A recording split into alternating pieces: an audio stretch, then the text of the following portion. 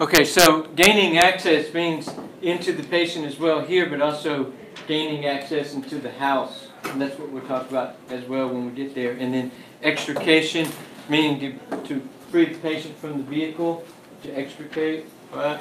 So MVCs, motor vehicle collisions, are pretty common, all right?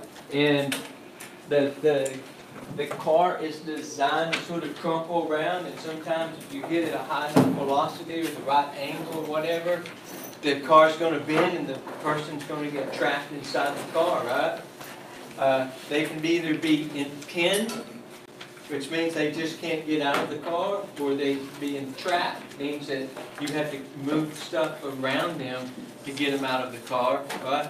So this process here, always a good size up.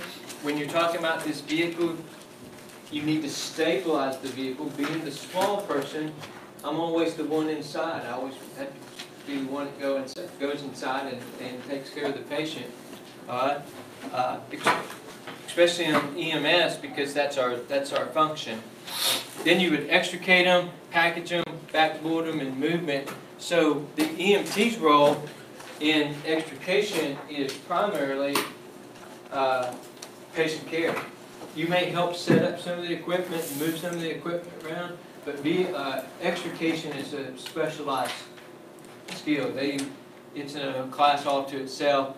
I think different phases, probably the basic extrication is about a week-long class, and then you go in to different, more technical things in it, but it's outside the basic role and responsibility of an EMT.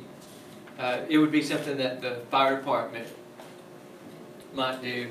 So when you get this, let's say you got a wreck, car going 80 miles an hour, rolled over, Interstate 30, so at highway speed you had a rollover reported, which is a high mechanism of injury.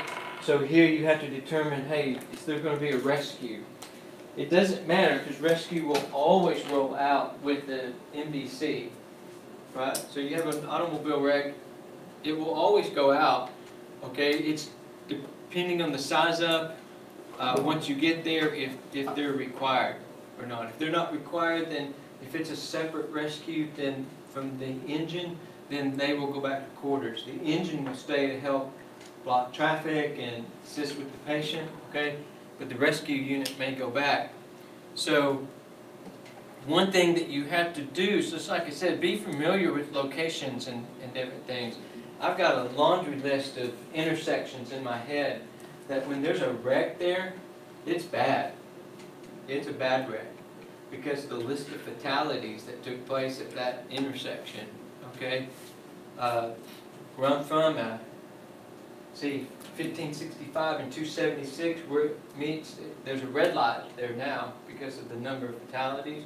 There's a red light there, but at that point in time, it was catastrophic if there was a wreck there, because you had people going down 276, which was deemed one of the most dangerous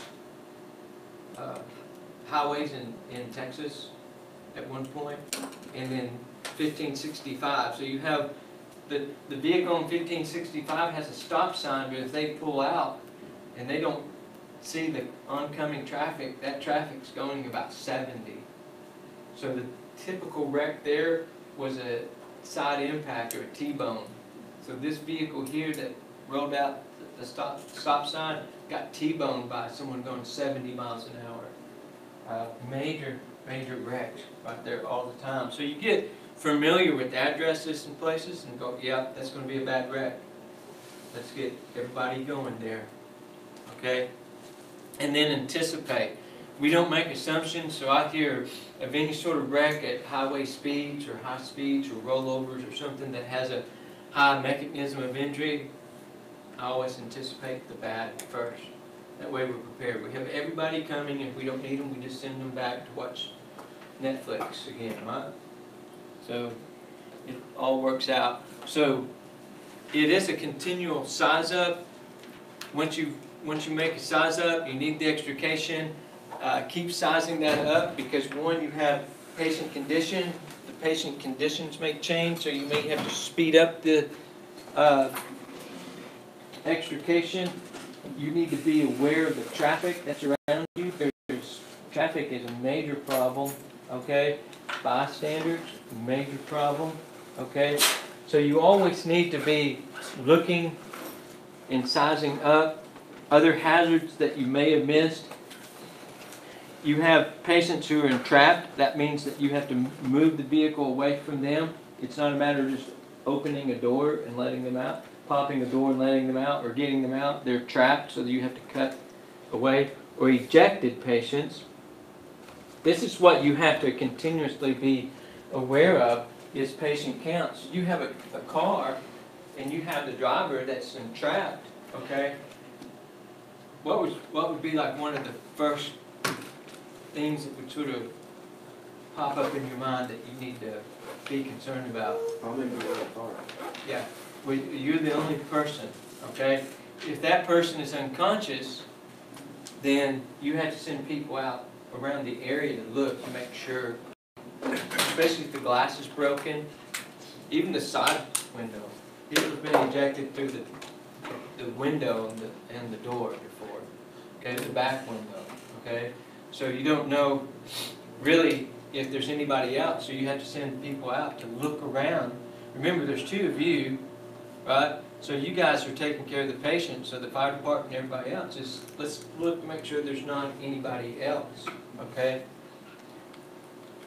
Patient ejected has a 75% chance of dying. They only have a 25% chance of survivability. So, and if they go through an open window, if they go through glass, then it's less than 25%. So be aware, look, do that. Do I need additional resources? And most of the time, when you get dispatched on a big nasty wreck, the resources go with you. You don't have to really make that decision. The engine comes with you, rescue will come with you. If it's a big nasty one, supervisor will come with you. So you have a lot of help, okay? The only people that won't come with you, there's like these guys here, air medical, water rescue. If it happened to be on the water, then again, anticipate that. Let's go ahead and get the divers out. Let's get water rescue. Let's get a boat in the water. So you're anticipating the bad first. We can always send them back, right? Air medical, what we do is we would put them on what's called standby. So if we had that big nasty wreck, that rollover on the highway, then I would put a helicopter on standby, because where I'm from, because there's not a trauma center there. So we would fly that patient out if depending on their injuries, right? So we put them on standby. What that does is it essentially gets them up and dressed, okay, and to the helicopter. So they would be, when we did it, we got up, dressed, and we would sit in the helicopter ready to turn the blades. And then 5 minutes later, we could lift off. Some go ahead and fire the engine and start turning blades, depending on, and then there's some programs that auto launch, where if you would put them on standby, they would go ahead and launch and be in the air, and then if you didn't need them, then you would air abort them, you would abort the aircraft, and they just go back and go back to wherever they were based at. So there's different methods. I always like to launch and let the EMS crew know that we were in the air, because that was a big decision there. Let's say we were, 15 minutes out to land, then if we were already in the air, that would take 5 minutes away. So, and the people on the ground would go, okay, we've got a helicopter in the air, so maybe it sort of helps with the decision process. Fire will be there, law enforcement will be there.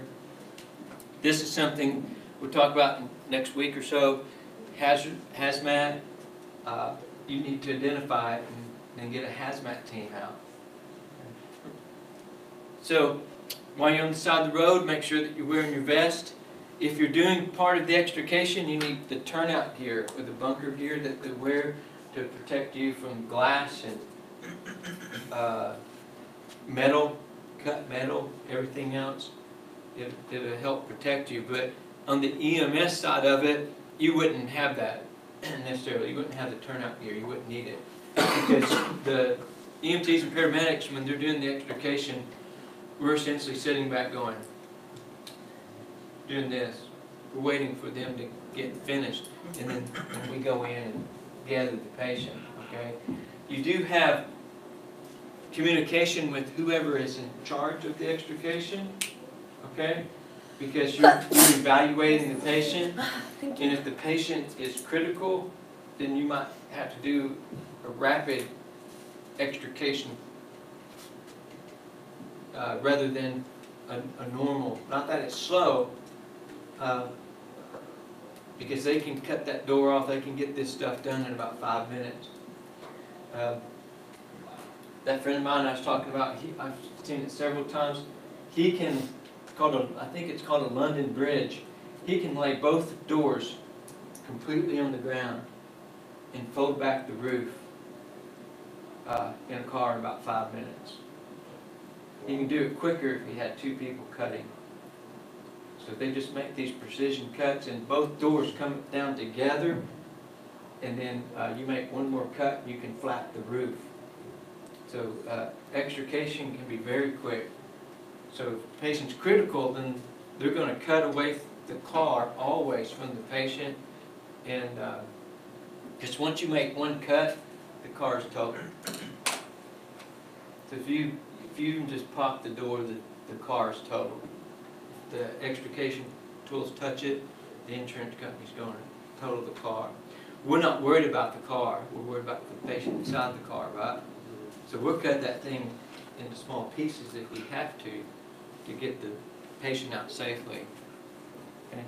So when you're there, you look for hazards, electrical lines, if they hit electrical pole, other hazards that might be there, chemical spills, different things, okay? The patient may try to get out of the vehicle. Hey, have them stay in the vehicle. If it's safe for them to stay in the vehicle, have them stay in the vehicle, okay? The fire department will help channel the traffic around you. You guys are drivers, right? So you've been stuck behind a wreck, surely, and living here, right? So you get channeled behind through one lane, it goes down 2 lanes of 635, and it's an automatic mess, right? So they channel you through one lane, they block off the traffic, okay? These kind of things here, I don't know about National Registry questions, but these kind of things here, for test-wise, like 50 feet from wrecked cars, that's sort of a good test question. I don't know if it is, I'm not saying it is or not, but those are always good test questions, okay? So, this is what we were talking about the other day. We were talking about how far it takes to stop. So you look at highway speeds at 7,300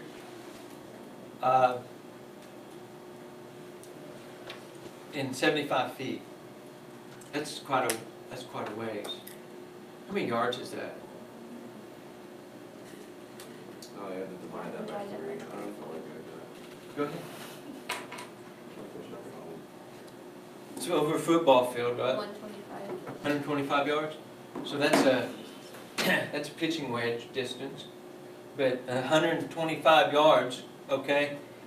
So you can picture a football field. So it's 70, everybody's familiar with the football field. So it's 70 miles an hour. Takes you a football field to stop, right? Safely. Oh. So you've got sort of the, is that what that's saying? Yeah? Stopping distance at that speed.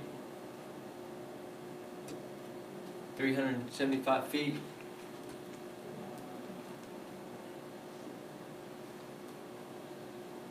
So anyway, it takes a while to stop. So you look at here, and so you want to, if you're on the highway, then you're 50 feet, so here's the collision, here's the ambulance, so you would start making your cones 225 feet back, okay? So you want them to be aware, if a car comes flying up here, and they start hitting your cones, they have time to stop. Does that make sense, David? Yeah. Yeah, so you put here, so if you go back to this chart, I'm putting cones out for 375 feet or 100 yards at least. So I don't put cones out. What we do more realistically is about 75 yards down the road, 100 yards down the road, that fire engine will turn and block 2 lanes if it's available. One at the minimum, it's going to block the lane that you're in. So it's going to block this lane here. If it's on the highway, a 3-lane highway, it'll block 2 lanes. Okay, so to give you extra protection that far away. I've seen a car hit an engine before on the highway. A drunk hit an engine. They go towards the lot instead of away from it. And not on the highway. They veer off towards the lots. Okay. Anyhow, if there's a curve in there, the same way, you block that traffic way down there to give yourself the maximum protection. I don't think these are, like here, I wouldn't concern myself at all about memorizing that, but just be aware that, hey, it takes a lot of feet. It takes some stopping power. Stop. I would remember the 70, maybe, football field or so, like if it's multiple choice deal, right? All right, same deal. On the hill, you block off traffic all the way down the hill. So like you're saying, the fire apparatus will block the traffic, all right? You want to load your doors angled away from the traffic, so you don't want to open your ambulance doors into the traffic where you have to swing around in the lane that's not blocked off to load the ambulance, right? That only makes sense. So make sure that when your doors are open, that the traffic is still blocked off. You don't want to walk out into traffic, okay? You'd be like little kitty that didn't look both ways. For some reason an ambulance they just don't stop the way they do for a police car. So you have to be very careful. And look at the traffic, right? Sort of keep looking at it. Make sure that you're aware. Traffic is a huge problem when we talk about wrecks. Hybrids, they've been around for a long time. When they first came out, hybrids, they wouldn't give out the schematics to the fire departments. So we didn't know where to cut if there was an extrication. There's high voltage lines running through the doors and everything. So you have to know where these lines are, these tanks, the batteries, the battery cables. Hybrids are a problem. That's why it requires special training to do. If you're taking care of a hybrid, it's all in another dimension of training. You go to a training just for that, to extricate on a hybrid vehicle. Undeployed airbags or airbags is a problem. One of the things that the fire department will do when they first get there, they'll pop the hood. They can't get it open, they'll use the spreaders and pop the hood up, right? And they'll cut the battery cable. The airbag is still charged. So you have to be very cautious.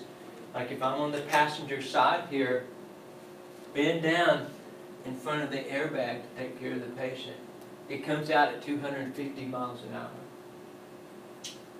There's video all over YouTube with firemen and EMS people get hit in the head with airbags because it deploys afterwards. It's still charged in there, so the airbag can still go off. So don't put your face in front of an airbag. Okay, keep out from the side of it. Even though the battery's cut, they can still deploy. You definitely wouldn't want to. Newer cars, I think you can deactivate them some way. So, but even if they're deactivated, I wouldn't put my face in front of it. I don't want to get punched in the face by something that's going 250. It'll leave a mark. So be very cautious with that. You have these special bumpers now. They sort of spring in and you don't want to be in front of the bumper and it discharges out, you'll be on workman's comp for a while, so it'll take your legs out. Okay? So there's hazards around the vehicle that you have to watch out for as well. We won't get too totally into that because, again, your part, EMS part, is the extrication, but you still have to be careful, right? You wouldn't want to be standing in front of the bumper while you're waiting on the extrication to be done, correct? So be cautious, or standing in between two cars when the extrication is taking place. Sometimes locating the patients can be difficult. I got a workout several times. The wreck was like a quarter mile, scattered down a quarter mile of the highway. One was scattered at least a quarter mile and onto the service road. So we had to sort of cross the ditch to get to the car on the service road. Two cars hit. One car came over. You have eastbound and westbound traffic on Interstate 30. It was wet, and one car came from the eastbound side, hit a car going westbound, knocked that car into the ditch, and hit a pickup truck on the service road. Okay. That's my lifelong story of you need to restrain your children, because the child that was in the back of the, not in the bed, but where the seats are in the back of a king cab or something like that, she wasn't restrained. So when that car left the highway, it hit the back of that truck with such a force that it pushed that child over the top, and she hit her head on the A post. The A post is the one that goes down like this. She struck the windshield and the A post, and it killed her. They drove the vehicle to the hospital.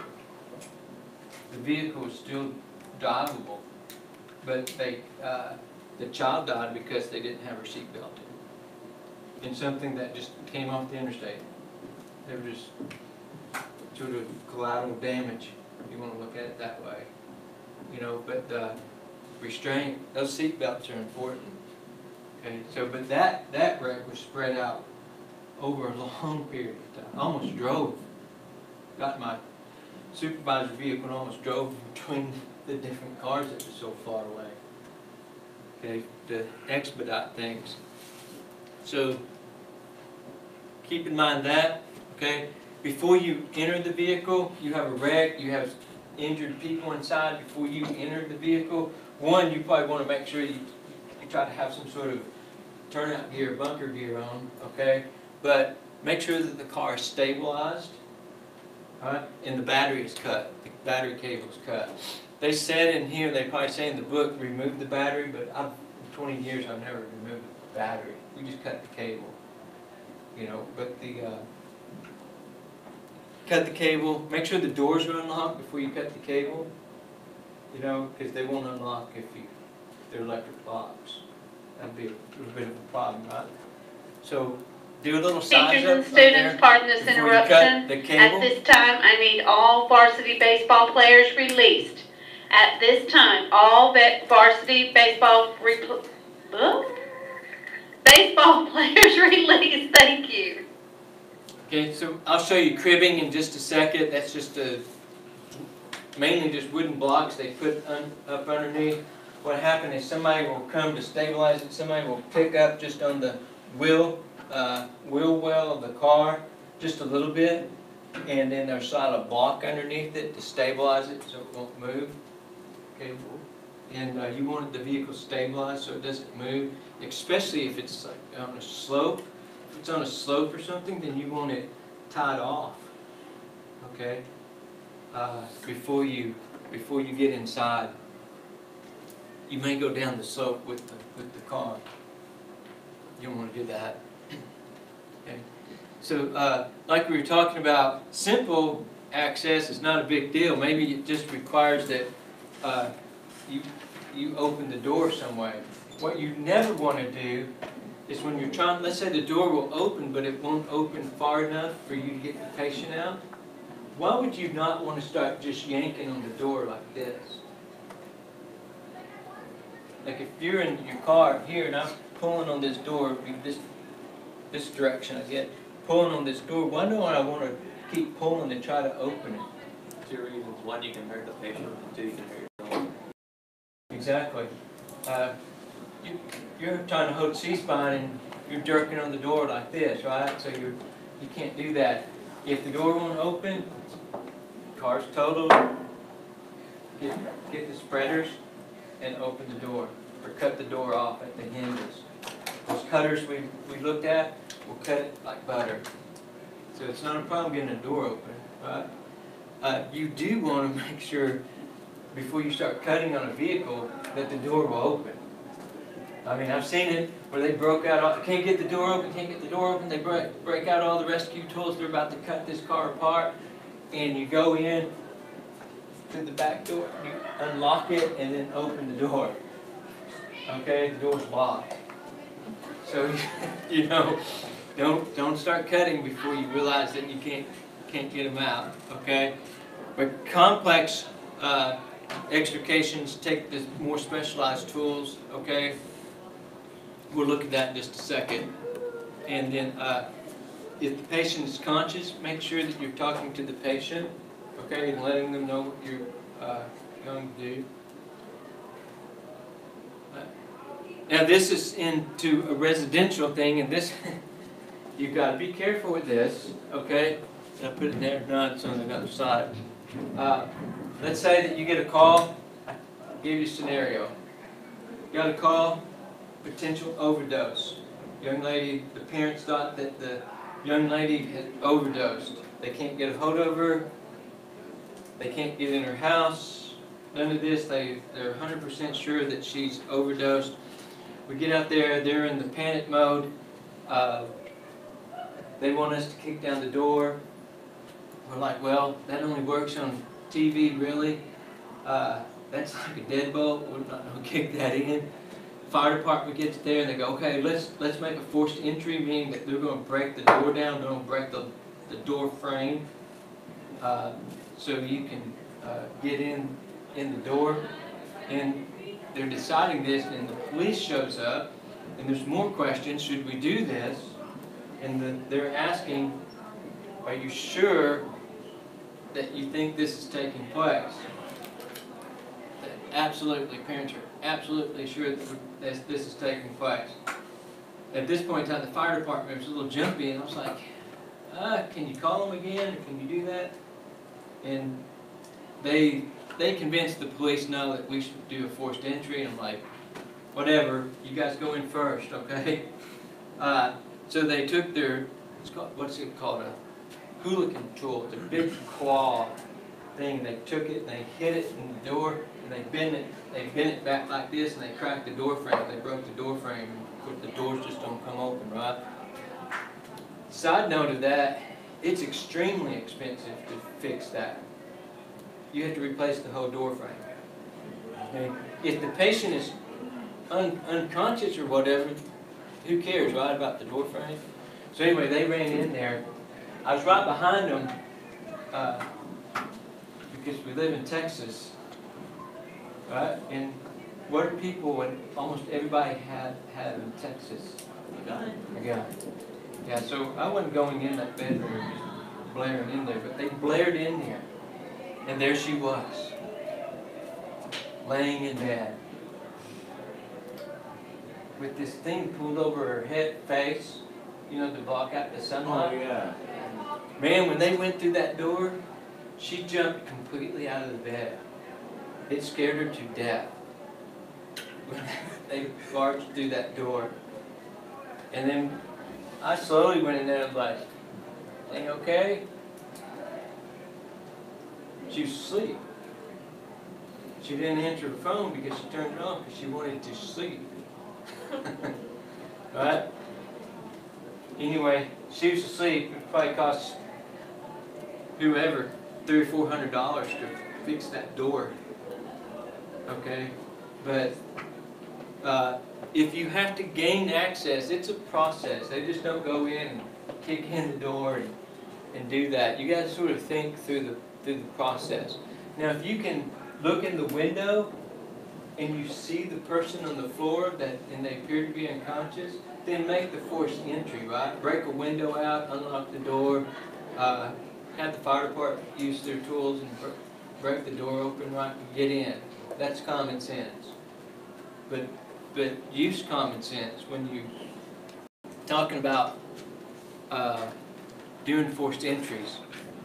You know, you can break the window here with the lock, if you can get to the lock or whatever. That's a lot less than breaking the door frame. Right? But remember, we live in Texas, so you make that forced entry. There's a high probability, if it's not needed, that person has a gun on the inside. Okay, so be careful of that, because they see you barge it in, and like this poor girl, she must not have had a gun, because I knew that that'd be the first thing they'd pick up, you know. So people can get shot really easy doing that. Try to unlock the doors, like we talked about on the car. Try to when you're talking about a house, go around and try to check all the doors. Check some windows that you can get through. See if you can look in the windows to see if you can see anybody. Right?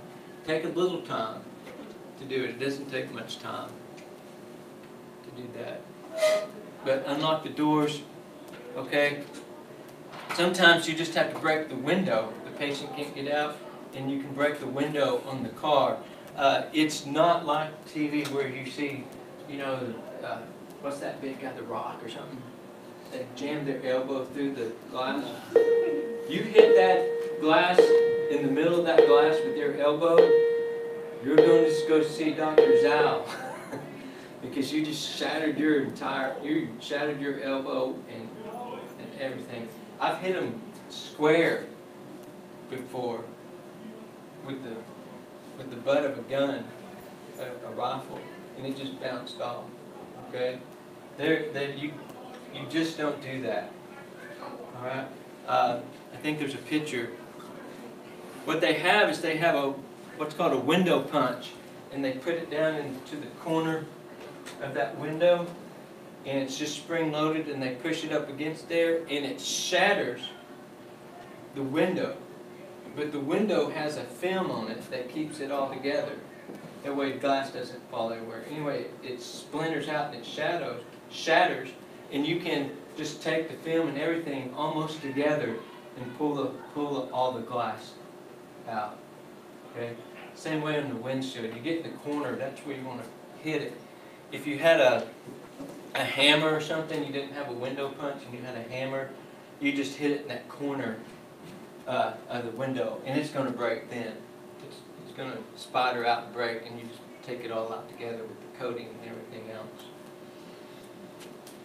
It's cool to watch. You just hit it and the window sort of does that. Maybe if we go up to the junkyard this year, I'll bring a window punch and we'll break a few windows out just to get some of that built up aggression out. Right. I'll let any of you hit it with your elbow if you want, but because I don't pay your hospital deductible. Right? All right, and then see the way it sort of does this here. There's a name for it, I just can't remember. But it does this, and then you just sort of push it out. You don't get really glass. Not too bad. So your spot, do the size up, stabilize. You know, these are the components of the extrication, but you would just be doing the size up. All these right through here are dealing with the rescue unit, and then you would help with the patient removal once the extrication is done. Okay. So you would be in charge perhaps of the medical part of that. So you may have to get in the back of the car to maintain Cspine. If it's going to be a lengthy extrication, they might put the KED on. Okay, one of those things. So when you're doing that, you're responsible for the patient. So if the patient's in danger, their life, it's life-threatening, their injuries are life-threatening, then you would have to do a faster extrication. You would need to talk with whoever's in charge of extrication and do a faster extrication. But always remove the vehicle from around the patient. Don't compromise the spine. Just start removing, or have rescue remove the car from around the patient. And again, stabilizing it and everything takes special training. This is just a list of the equipment used. So when you read the chapter, you can just sort of look through this section here. We'll look at the end of the year, the actual tool. But cribbing, chocks, these are just blocks perhaps like this, or some just have wooden blocks that they put in. These are manufactured ones, so you can have different heights, but some of them are just wooden blocks that they put underneath there to help stabilize. They say take the air out of the tire. I've actually never seen that happen, but you wouldn't sit there and push on the valve stem and you just take your knife up if you were going to take the air out and cut the valve stem or poke a hole in the side of the tire or something.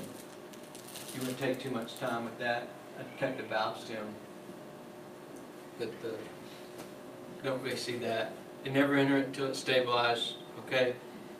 This just goes through a series of pictures, and I'll show you the extrication tools they use. Like this one, this car is on its side.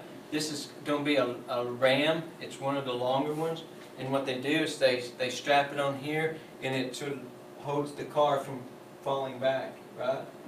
It holds it on its side to keep it from falling backwards. Right? So when you get at this situation, it's like a little teepee now. So they, for some reason, maybe they didn't have 3 rams, so they used this one over here. Do that to hold the vehicle right side up. You don't want to be inside the vehicle and it turn back over. It's bad for the patient and you, especially the patient. Cribbing, airbags, we've already talked about that. Be careful with the airbags. Remove the car, disentangle it around the car. So whatever you have to cut to get the patient out. Hydraulic spreaders, hydraulic cutters. So you have to remember, hydraulic, if it will cut a steering column, think about what it will do to the patient's arm or hand. If you get that in the way, so if the patient's arm's dangling out and all of a sudden it gets on the cutters, there's going to be an amputation. Because it will just cut through like there's nothing there. It'll cut a big round steel shaft, so it would cut an arm or a leg off without even thought. So you have to be very careful of that. Okay, they're stabilizing it there. They have some fire suppression here in case there's leaks. If there's gas leaks or whatever, they're going to rinse that down before you start. You don't want to spark, right? So they'll rinse any hazards down, the fuel down there. Stabilize, cut the battery. That's one of the things they'll do almost first, to cut that battery. You have the spreaders for the jaws of life, right? I got the name there. But these will pick the car up entirely off the ground. If you had an extra pair laying around, if you had a flat, it'd be easy, it'd be cool, because you could just hook it up, turn them on, and pick your whole car up off the ground, change your tire, right down like a hydraulic jack. But they will move that metal around without a problem. One thing that you want to do before you pop a door, if you ever get in this deal, before you pop the door, you have to take all the glass out. It makes this really loud pop. If you don't, it scares the patient. That's something I forgot to do. I was popping a door, and I was going ahead and popping it, and I forgot to take the glass out. The glass broke when I popped the door, but everybody went, like that, including the patient. They were holding C-spine, the patient jumped back and went, oops, forgot the glass. They used for the windshield, they used a saw. They used a glass saw. You know, to cut an entire windshield out, it's a lot of cardio, but it just takes a couple minutes. You have the entire windshield out. You can cut it out. The cutters, like we saw in the video, they have no problem cutting these posts. This is the A post coming down. This would be the B post, and the C post is in the back. Just for trivia, in case someone asks you, like, hey, what's this post? B post. Sometimes they have to make relief cuts if they're going to do something where they cut it where the car will bend a little bit. All right?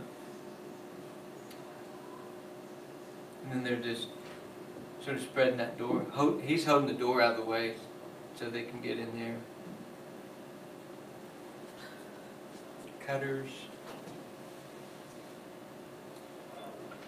And then they take the roof. So once they take the glass out, the windows out, they cut the back windshield out and the front windshield out, they can cut the post and they can just lift the roof off. This would be a good part for an KED right here. If your patient's here and they're all tangled up and you're taking the roof off, you can lift that patient up right out of the KED, lay him flat back on the backboard. This would be one case that you could use the KED. Or if you're rolling the dash, here they have to make a relief cut for it to bend, but they can use the spreaders to, like say the patient's legs are tangled up in the dash, they can push the dash away with using the spreaders. They can also wrap a chain right here and come over the hood and use it's called a come along, where they crank it down and they can pull the dash up. This is if you can get in there, this is the fastest way to do it with the spreaders, because you just pop the door, you make your relief cut, and you push the dash up out of the way. And you can leave that, you can lock this down like this, and then take the patient out. Then close the spreaders, and then the dash will come back down. So you can leave that in place just like that while you're taking care of the patient. And then put them on a backboard. Then all of a sudden, now this is your spot here. Put him on the backboard and start taking care of the patient, transport the patient, okay? Another special consideration to take in mind now with the fancier cars are the side airbags, okay? The ones on the top and the sides. So if you're going along and you're cutting the post, you could encounter an airbag there, and that airbag could deploy. So be cautious of that as well. So you see why it takes so much training to do the extrication, because of all these different manufacturers of cars and the way it is, and airbags and different safety devices in the car. The term is popping the door with the spreaders. They're just open the door with the spreaders. And like I said, take the glass out before rolling the roof. This guy here is cutting he's just cutting that post. They're going to flap that roof. If you don't take the glass out, it breaks.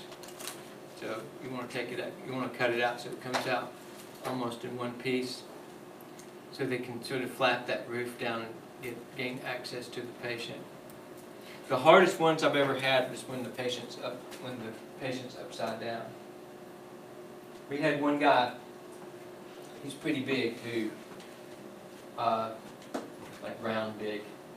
But he was upside down, he was suspended from his seatbelt, and his head was bleeding profusely. So there was blood all inside, on top of the roof, on the inside. Because he was upside down, he was bleeding. So he had blood all in there. So it was very hard to get him out, because he's upside down, right? So, I mean, if we weren't worried about spinal injury, we could go up and just cut the seatbelt and let him fall down. But, so it was difficult to get him out of the car without swimming in his blood. So that made a little bit of a challenge. Okay, everybody good? So what you need for testing purposes, vocabulary. Make sure you're aware of what the tools are, the vocabulary. I think then that would be super. Okay, I don't think there'd be any problems after that.